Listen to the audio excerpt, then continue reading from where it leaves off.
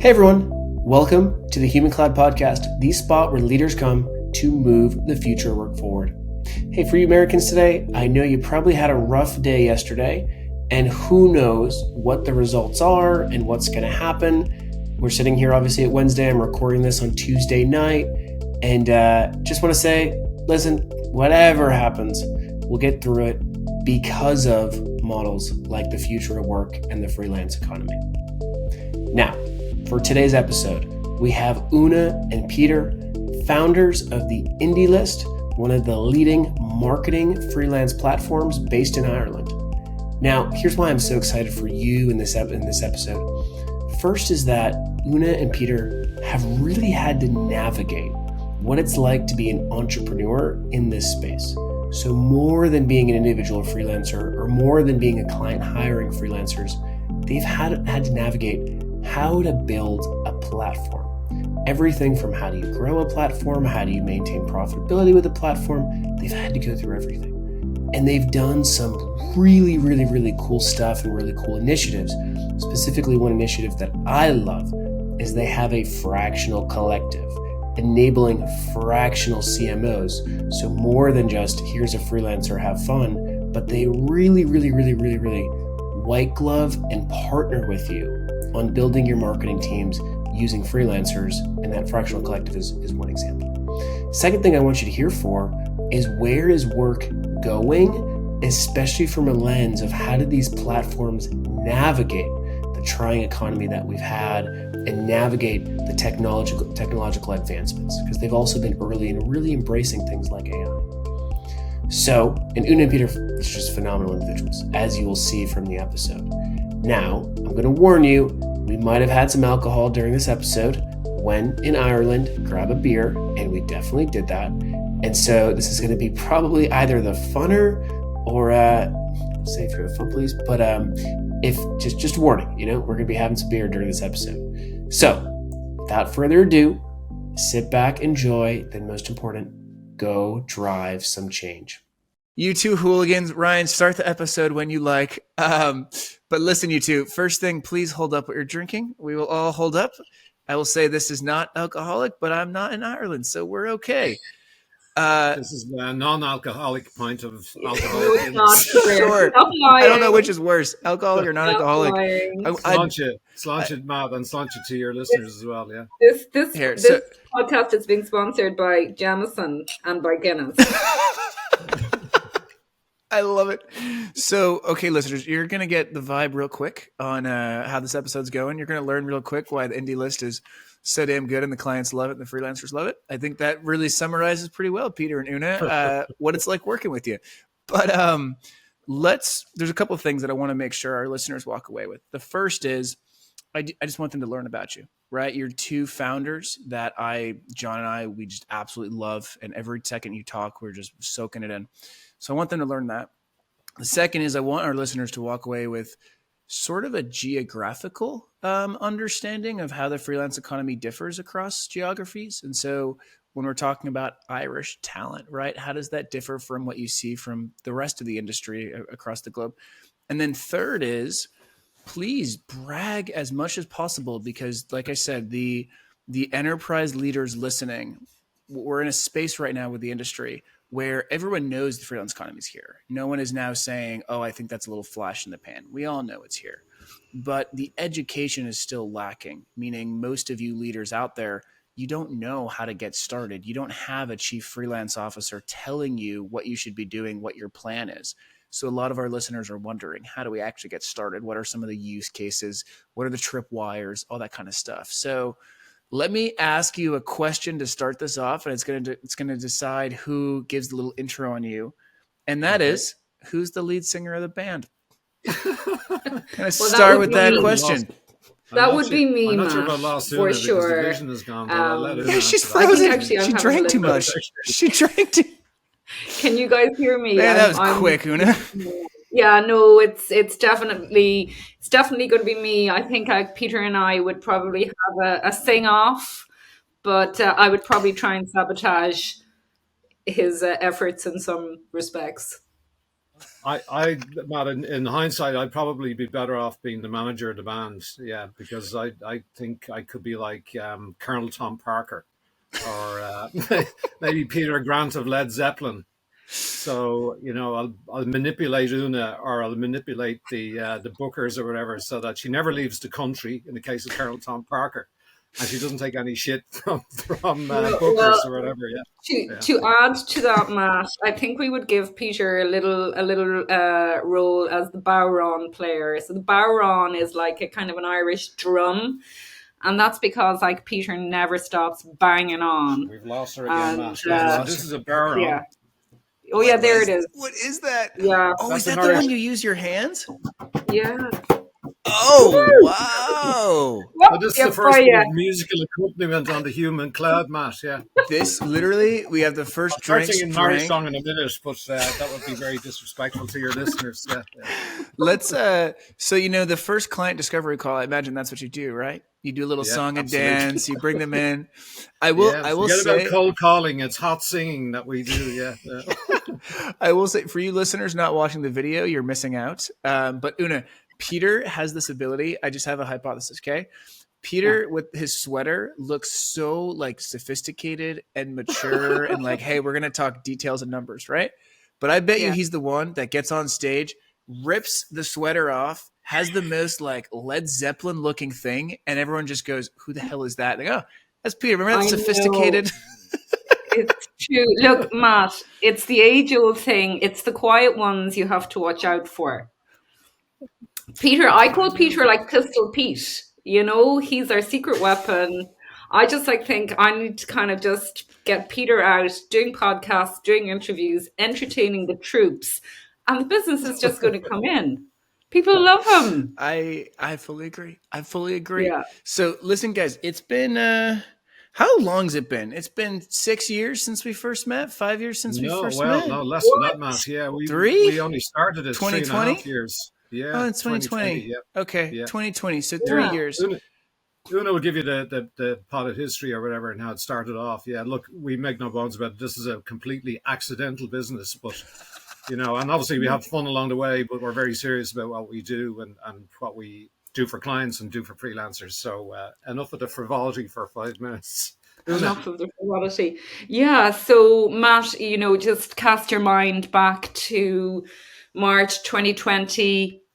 The whole world went into complete, I suppose, panic because of COVID. What was happening? There was massive disruption. I was working as a freelancer myself, and my pipeline disappeared overnight. And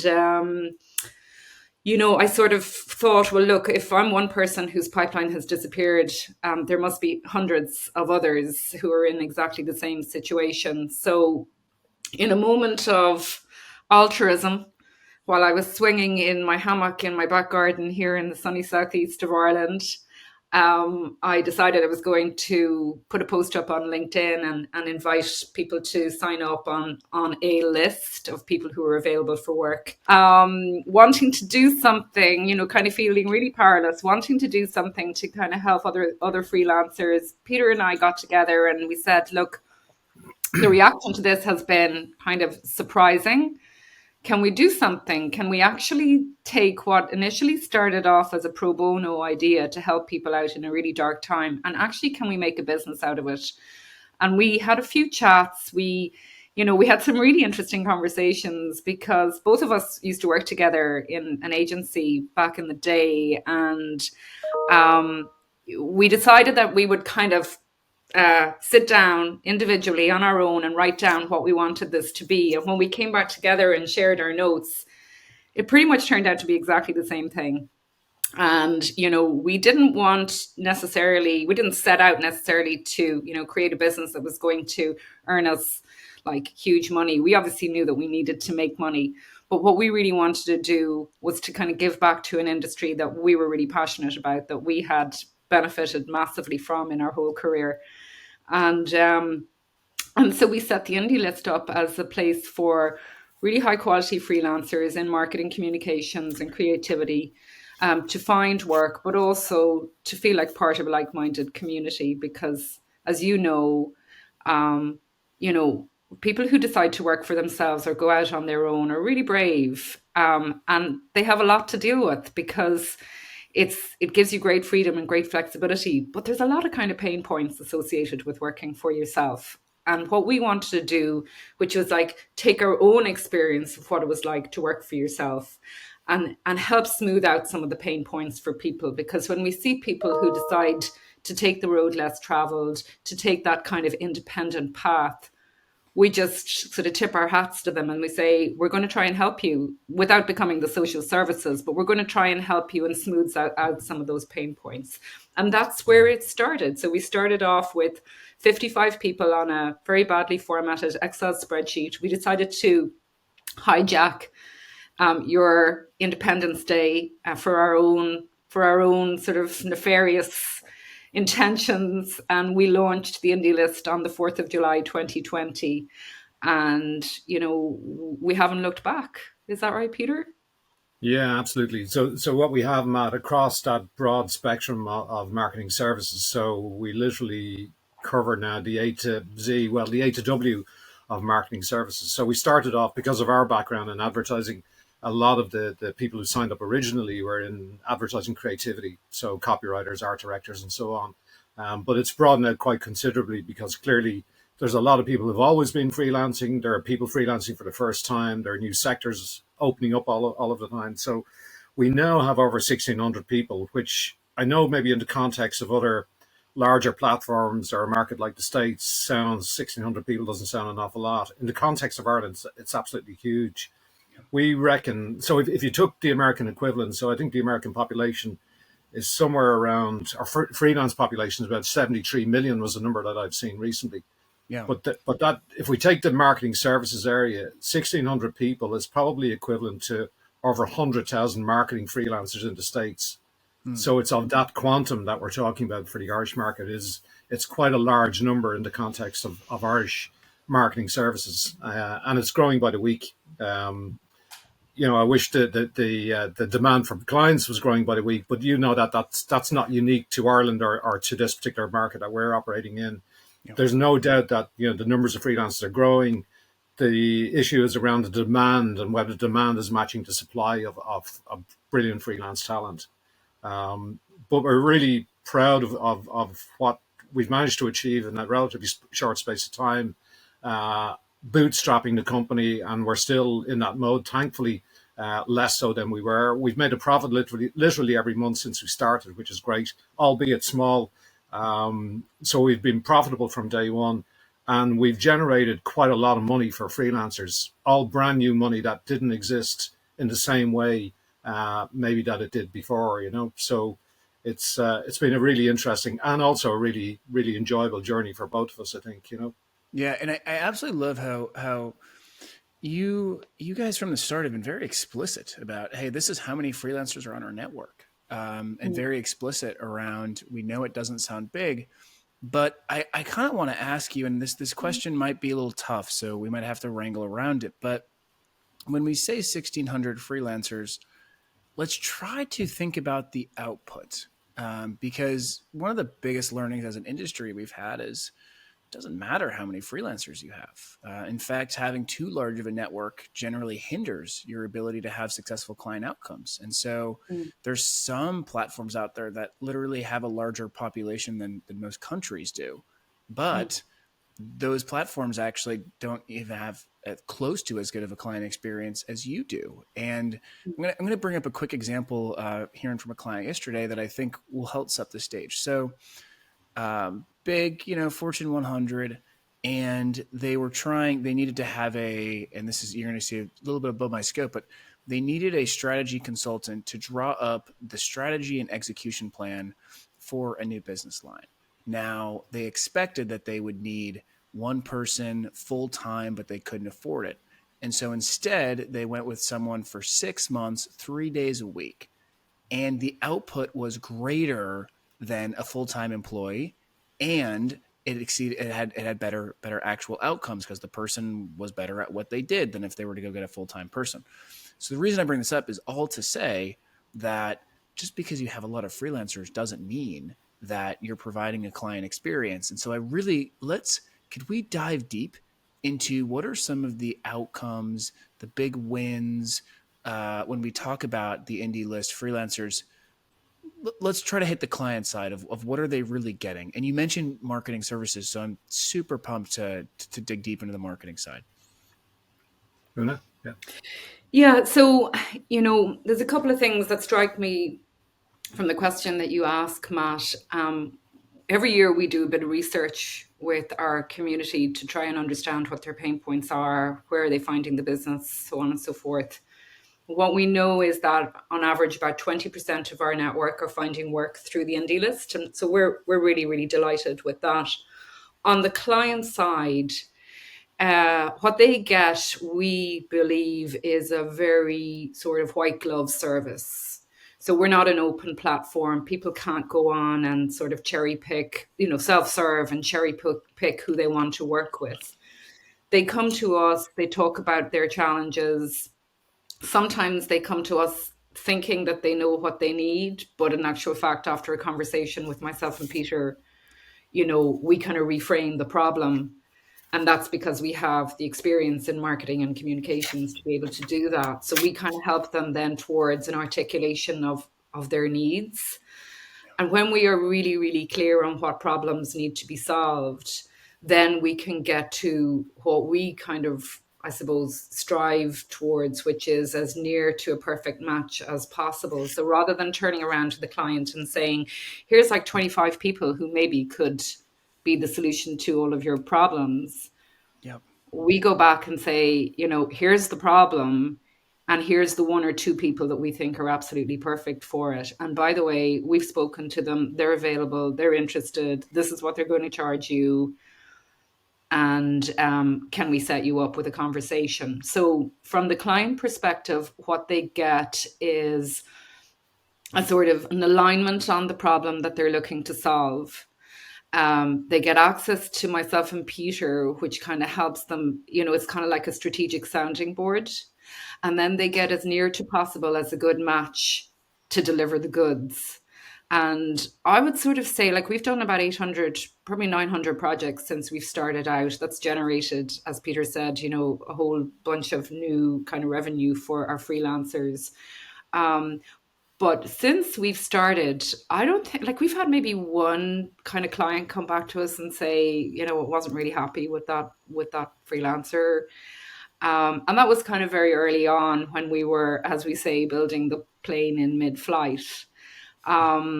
But for us, I suppose the valuable part of the service that we offer is that upfront piece, which is that, like, as we've come to learn all the technology through working with you and John and other people in the Freelancing First forum, is, this kind of concierge, white glove, approach. So I think that's the real impact that we can deliver to our clients. And certainly the feedback from our clients is really, really brilliant. And I think the other thing that we deliver is, because as you know, you can have somebody who has all the technical capability and they can kind of knock it out of the park, no problem, but they might not necessarily be the right culture fit for the team.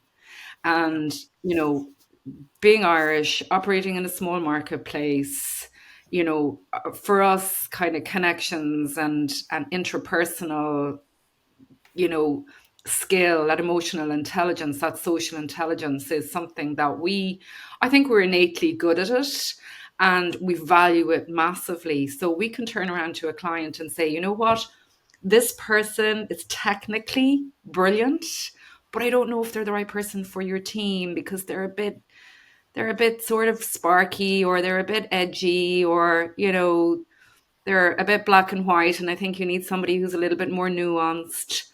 And in most of those occasions, we're right. And in one, a couple of times clients have come back and they've said, yeah, we're going to go for the technical. We're going to err on the side of technical, but then they come back to us and they go, don't think that was the right decision. I should have kind of picked the other person. So I think they're all the kind of the really positive things that we can bring to the client in terms of immediate impact. Yeah. And I think just to follow on, Matt, and also to answer one of the earlier questions that you posed about the difference between say, a market like Ireland or even the UK versus the States. I think, we've always known that there have been brilliant freelancers existing in different sectors, in our case, in the marketing creative area. But the challenge for us, I suppose, and the challenge for clients trying to hire them is that it's been disorganized. So there's been no organization of talent. Now, I think UK is much more developed, clearly, than we are, and there are a number of similar companies to ours. But we're the only really organized platform, not even in marketing, but full stop. There is no other provider of freelance talent that we're aware of in any sector. So the market is still very much in its infancy from the point of view of platforms, marketplaces, companies that provide contingent, open, whatever you want to call it, type of talent, So we've had to kind of do a fair degree of education of the market. When I look at, again, some of the stats out of more developed markets like the US and so on, I've seen recent figures, for instance, that was nearly 60% of people employed in marketing in the US are freelance in some shape or form. Yeah. In the case of Ireland, we reckon only about 25% of people involved in marketing are freelance. Now it's still a big number. We reckon there's about 7,000 people involved in freelancing in some shape or form in the Irish market, and we have 1,600 of them. And now we're very happy with a lot of the 1,600 that we have. We could do it some more, but our challenge is trying to get more clients believing that freelancer is the answer, not to every question, but for some of the talent issues that they absolutely have, or some of the challenges that they have as a business, And one of the things, and again, I know you've interviewed a number of really great people on the whole area of fractional in the last couple of podcasts, but that's an area that we've only begun to tap into, and we launched our own fractional CMO collective back in November of last year, and it's just got a brilliant reaction so far, because clients haven't been thinking that, I'll save up and wait until I can afford to hire a really senior A-team person, and what I'll do in the meantime is maybe get one of the slightly junior people in the marketing department to take on that role. And that's fine up to a point, but then they inevitably hit the roadblocks of strategy, and really what we're talking about here, as is about, having an input in terms of the strategic development of a company and how the marketing is wired into that business strategy overall, So we've, people weren't coming to us for, if you like, senior strategy people to the indie list, because we had it positioned as, you want to hire a copywriter, you want to hire a web designer, all of the really good day-to-day kind of freelance services. And I think for a lot of the platforms, it is very, very transactional. I need somebody, I need them in next week. Can you get me somebody? They're not thinking, can I get somebody in at a really senior level to unblock what we have as an issue, as a company, or this challenge or this gap?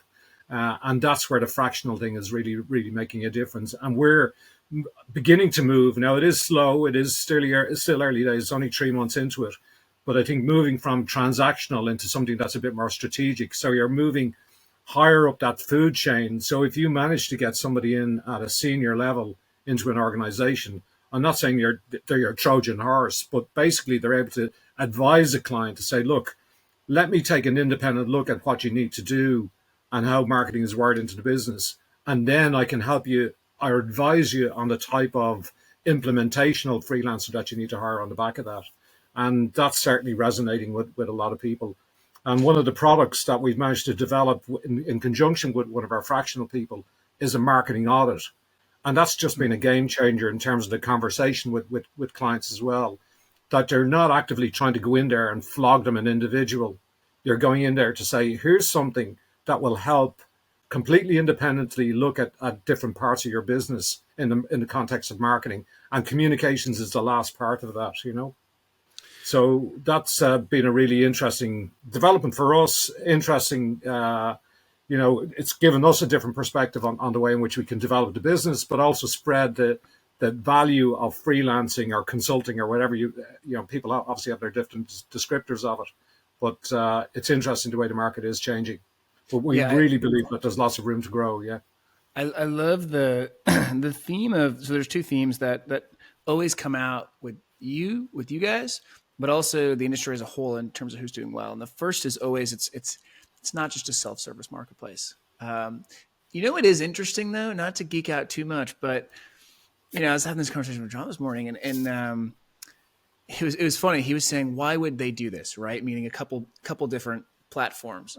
And my answer was, well, if you're usually less than 2 years in the industry and you're coming from tech, you usually look at this as an Uber, Airbnb, not so much recently, but definitely in the past 5 years. But you look at this and you say, I'm going to start a marketplace. And a marketplace is this beautiful model where other people do the work, yet we scale.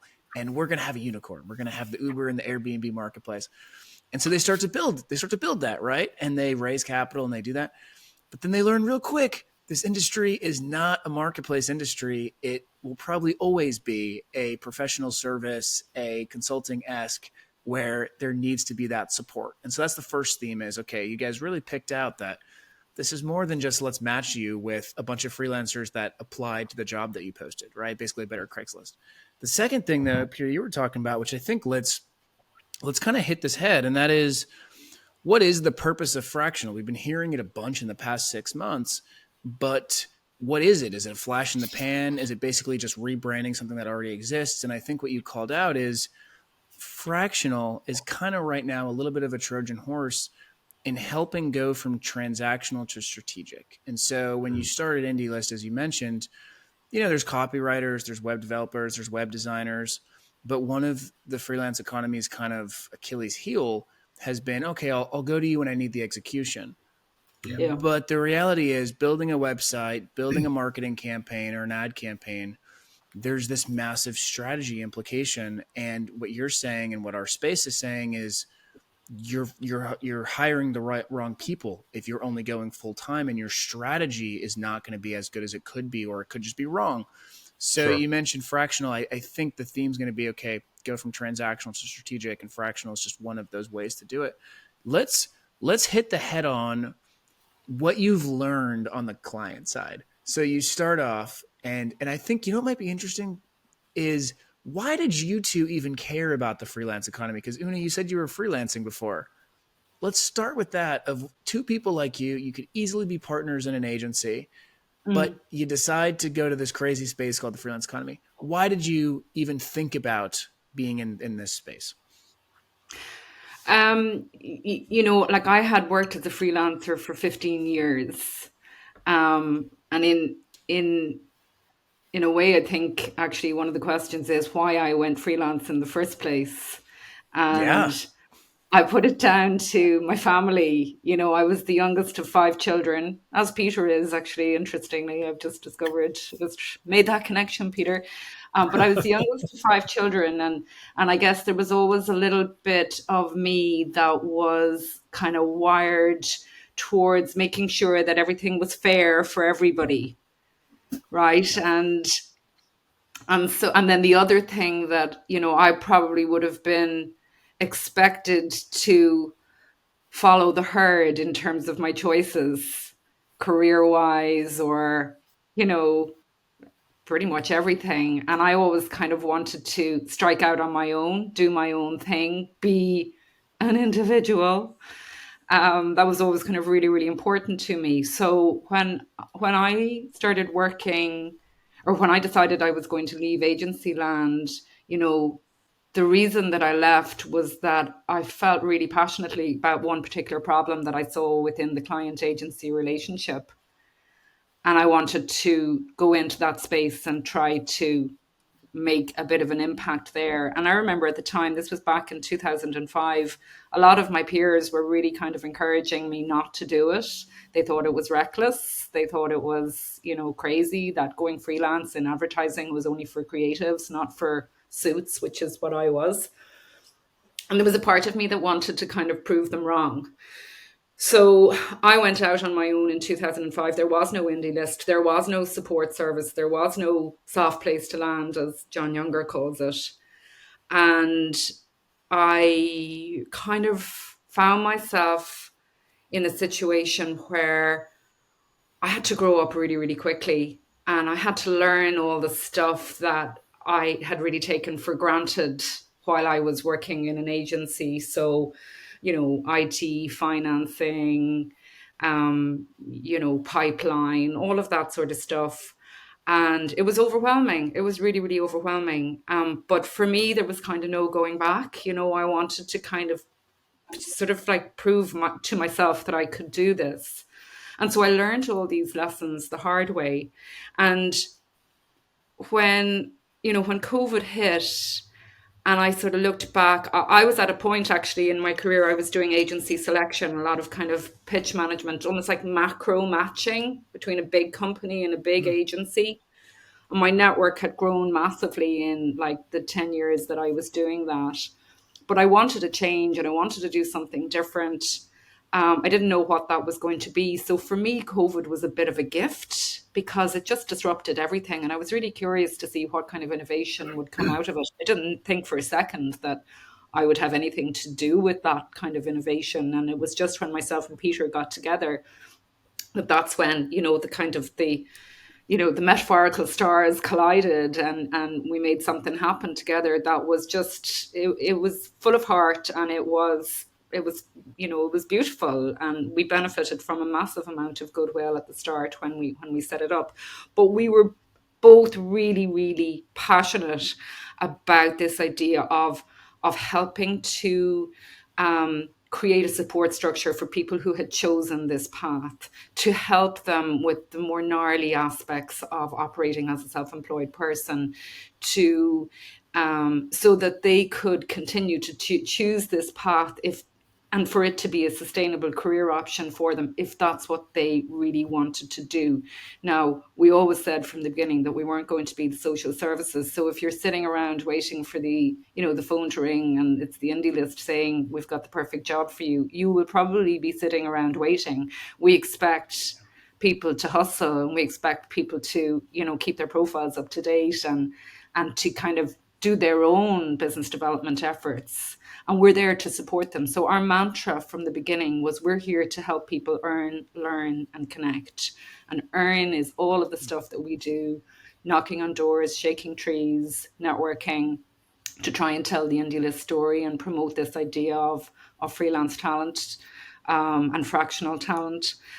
But all of the other stuff that we do, which is non-revenue generating for us, is designed to support people around the trickier aspects of being a self-employed person, the sorts of things that John Younger talks about that help people start out strong. So we've leveraged our relationships in the wider business in Ireland to offer really valuable added value services to our members, whether it's discounted car and home insurance, discounted health insurance, access to discounted training for soft skills, for digital skills, and lots more to come. We're really only getting started in that sense. But it's I think that's the difference. Yeah. I think that's the difference, Matt. Back to the question that you were asking of, India's success maybe versus the market at large or other platforms. The thing that I kind of observe when I hear of all the great stuff that's been done and the great numbers that have been turned over by some of the big global platforms, some of the big niche platforms as well, is the kind of lack of humanity attached to some of it. The thing, we didn't set this up to make money. Now, thankfully, we're making some money along the way, but we didn't set it up. We didn't scope out the market. We didn't look at what other people were doing. As Una said, it came from a good place. We wanted to help, and we kind of tried not to lose sight of that. We set this up to help freelancers. We didn't set it up to help clients, to be absolutely honest. But now that we're in the business, we absolutely go out of our way to help clients make sure that they make the right match and make the right decision. But what I see is absent from a lot of the companies that are on the surface talking about big numbers and profit levels and IPOs and so on, is just that lack of connection with their freelancers. It is almost like an international meat market, I think, in certain cases. And we're very, very conscious of that in the context of the indie lists. We're a small country, we have a small market, we have a small niche within that. But to us, we're spending as much time kind of looking out for the freelancers by doing all of those other things that are as Una says, revenue generating, but they're all part and parcel of what we stand for, what we believe or some of the reasons why people are with us, as well as obviously trying to earn money, and the reason why we've got so much goodwill, both from clients, but also from from the market at large. And I think that's a real point of difference. And we see it with some other people who we regard as like-minded. So people like Company, people like Olo, people like Gigged in Scotland and so on, all kind of similar type of mentality. And I think that's where the future is. I think I'm not saying that the big global platforms are not the future, because clearly they have a lot more money, a lot more clout, a lot more, they can get through doors that we could probably never get through, or maybe we don't want to get through. But I think the difference for us is making the difference in people's lives. And that sounds very woo-woo, but that's really what we're about, you know. And our challenge, I suppose, because there are only two of us, we're going to hire some more people, hopefully in the next couple of months. But that's what we're about, you know. It's doing good, and by doing good, that we do well as a business, and we do well for other people as well. Yeah, there's an inevitable, and it's always been here, but there's this inevitable, I guess you could say it, conflict, asymmetry, where we have two customers. Technically, we have the clients who are hiring the freelancers, and we have the freelancers. And I'd be lying if I said that it was easier to get clients than it is to get freelancers. And inherently what that does is it makes you have to focus more on the clients. And over time you end up losing what's best for freelancers. But I don't know a better way, meaning it's really hard to maintain that. Now, I do think part of what's changing is that you do have to be close to your freelancers, because the reality is now clients have higher demands. And those higher demands require better freelancers and more than just task-based outcomes. And so, it's really interesting. And I've seen it from all sides, and I just feel for all sides. I started freelancing, I think 12 years ago, and I remember thinking to myself, well, why would I need a marketplace? So then I, thought I could do it on my own. Then I was early at Gigster. And then I thought to myself, wow, these marketplaces are incredible, the way that they can drive up large contracts versus being on my own. Then I jumped back, and then I was in Microsoft on the buyer side, and it was like, oh my God, these marketplaces, like, why do they have so much talent that's not that good? And so, and I've seen it all, and all I can say is it's a tough sell for everyone. Absolutely. But as the industry is sort of increasing, what we've seen is, having good talent is essential. Now, you can get away with it, right? So I want to make sure, like, for those listeners out there, if you're thinking like, oh, I should invest everything in my talent, listen, you can get away with not treating your freelancers that well, but it eventually comes up to bite you. And the difference is, instead of being an incremental biting you, I'm going to use an American term, it totally fucks you, right? It's like, oh no, we're screwed and we can't get out of this. So I wonder though, and one of the things that you guys have, because you have such a tight-knit relationship with your freelancers, is I would argue you have better insights, and you have a quicker feedback loop to get insights. And I'm super interested, what have you learned about the client experience? Like, what have been some of the things that they love about Indie List? What have been some of the things that have been really challenging to get them to actually spend? But what have you really deeply learned about and the clients, by the way, are they all Ireland based? Are they UK based? Where are the clients? And then sort of, what have you been learning from them?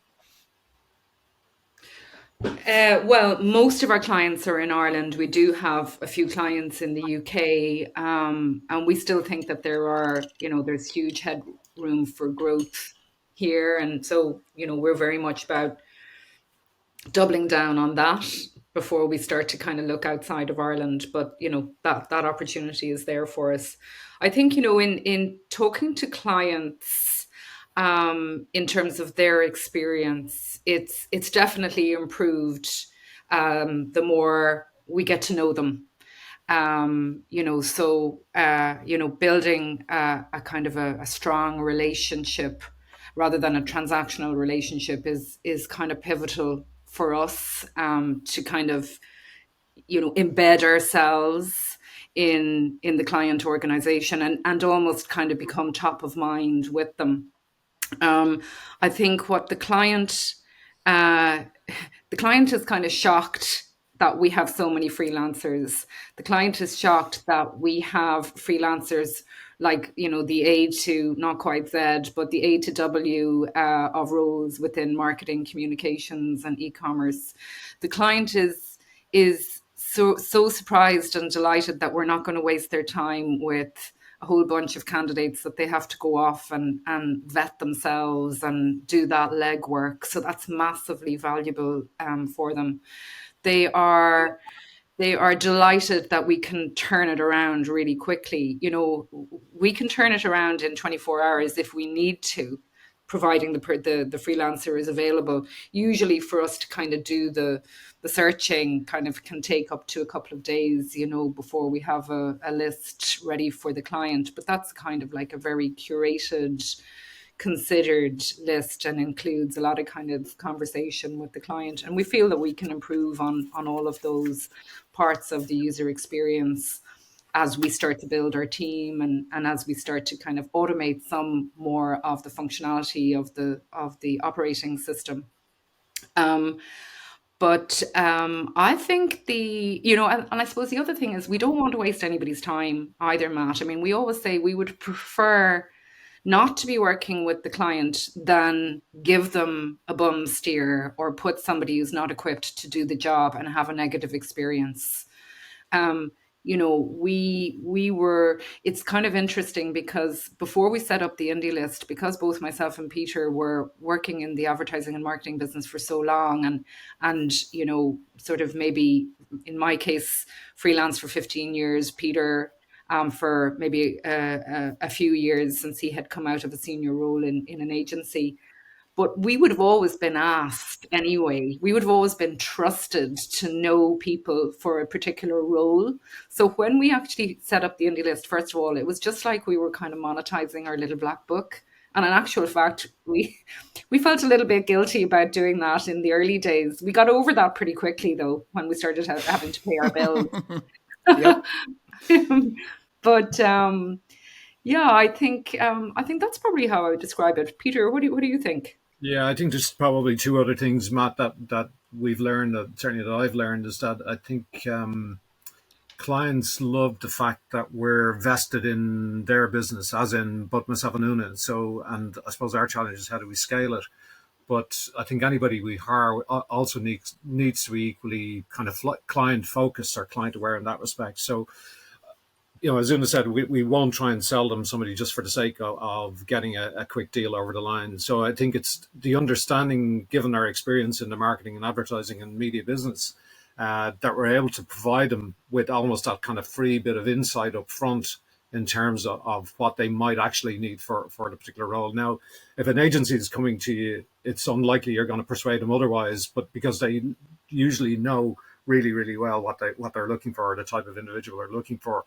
But there's a lot of clients, particularly medium-sized clients with decent-sized turnover, large businesses making good profit, who are probably not doing their marketing terribly well, and have never really had the opportunity to have a really good independent conversation outside of their advertising, PR, communications agency with two people who might be able to help them find somebody that will solve their problems. So I think that's been a surprise. And I think also we've surprised clients.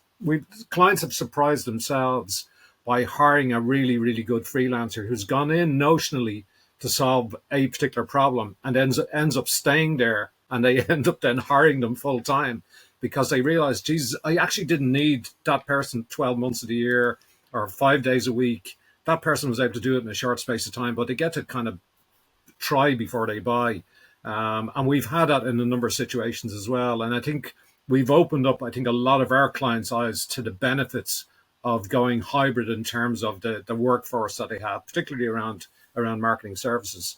And, it's just continuing to spread that type of gospel. Look, it's a challenge, we know, and probably every guest that you get on the Human Cloud podcast, that spreading the word, getting HR people, particularly in large organizations, to look beyond the obvious, look beyond their kind of innate conservatism when it comes to hiring talent. Look, we're at nearly full employment in the Irish market, so we have a talent problem here, big time. And it's not just in marketing and advertising or media, it's right across the board. So, enterprises all over the world are going to have to really reevaluate. I read stuff from Davos in the last couple of days. McKinsey published stuff every week, and everybody's saying, lads, we need to look at talent differently. And CEOs talking about it is one thing. They actually need to do something about it now. It's really some of the stuff that's coming out of both of those organizations.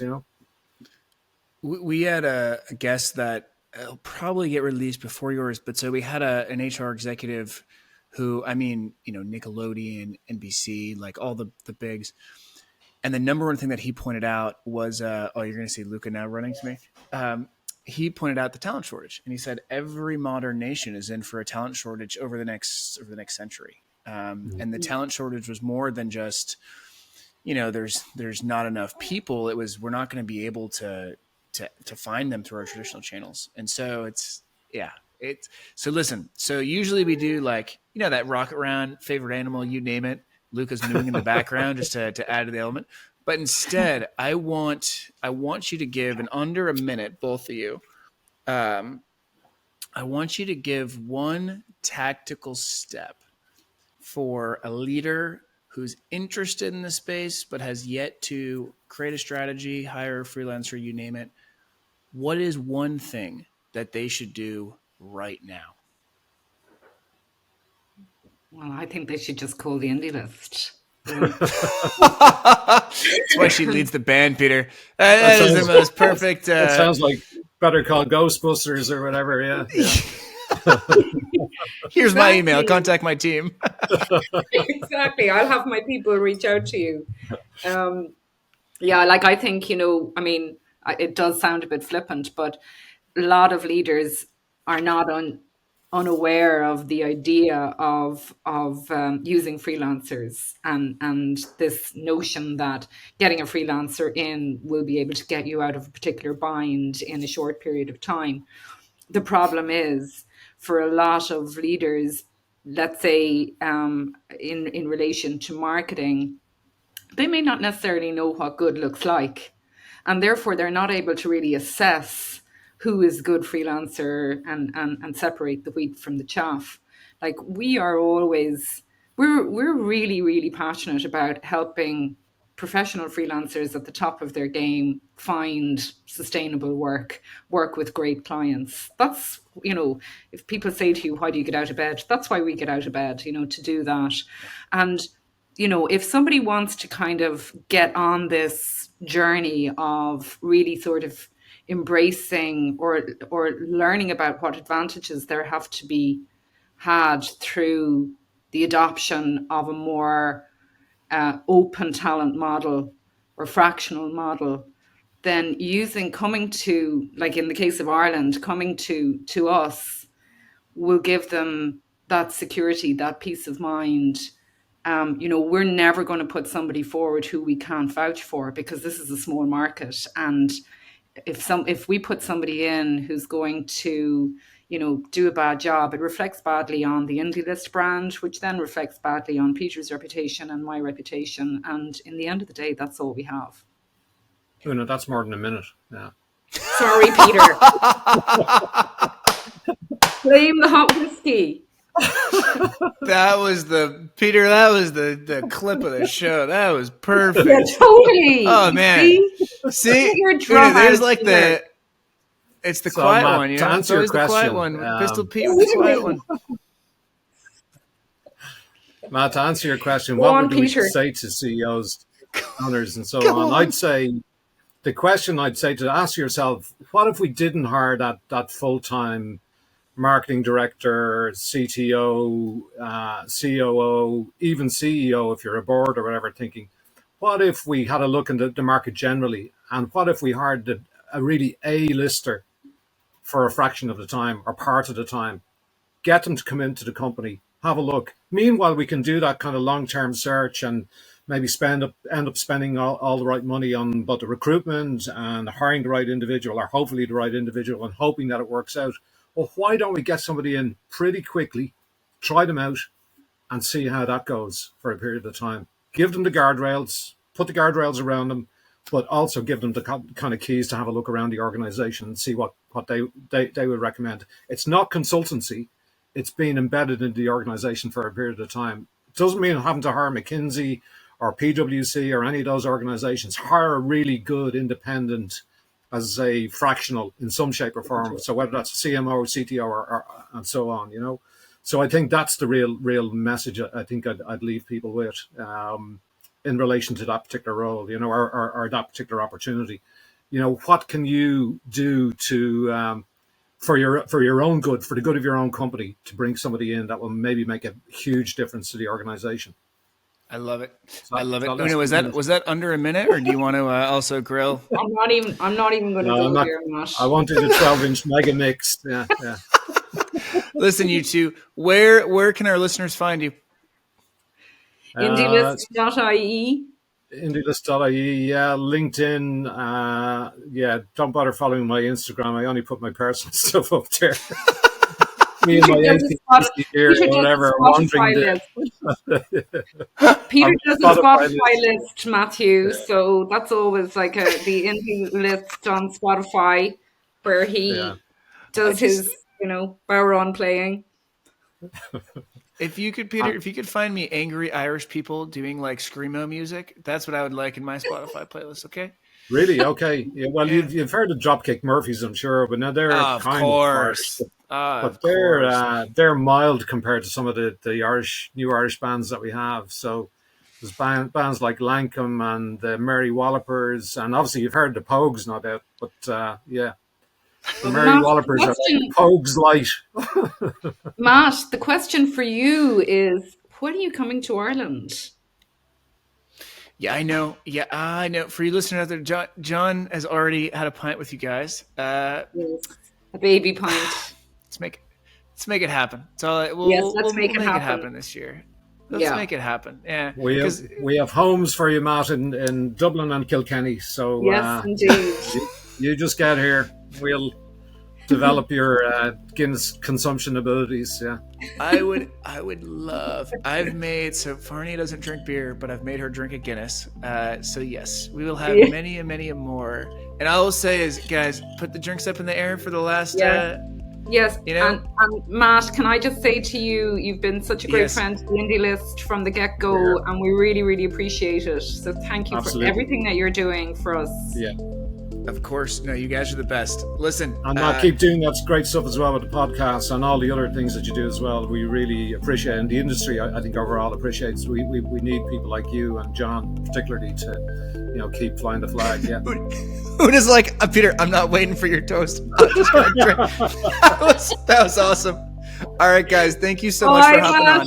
Thank you so much, Matt. Have a great weekend. Launch it.